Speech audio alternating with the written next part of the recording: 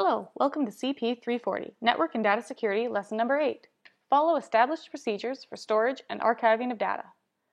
Today we will discuss following procedures to back up a database to a remote location for data archiving. Follow established procedures for storage and archiving of data. Data archiving is the process of moving data that is no longer actively used to a separate storage device for long-term retention. Archived data consists of older data that is still important to the organization and may be needed for future reference, as well as data that must be retained for regulatory compliance. Data archives are indexed and have search capabilities so files and parts of files can be easily located and retrieved. Because primary storage tends to be expensive and has a finite capacity, a majority of organizations move older data to an archive. This practice helps to free up space on an organization's primary storage in an effort to make room for new data. On the surface, the concept of archiving data is simple. In practice, it often proves to be quite challenging.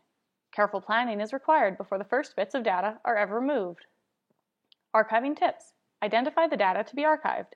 Deletion policies plus data lifecycle management. Creating an archive policy for the ages. Archiving criteria. Search, automation, flexibility. Follow procedures to back up a database to a remote location for data archiving. Remote data backup is a method of off-site storage in which data is regularly backed up over a network on a remote server, typically hosted by a service provider. Online backup has become essentially the same as cloud backup. In the days before the term cloud was used, online backup simply meant backing up to a service provider's site.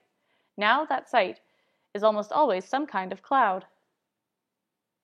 Thank you for viewing this video. I hope you found it educational.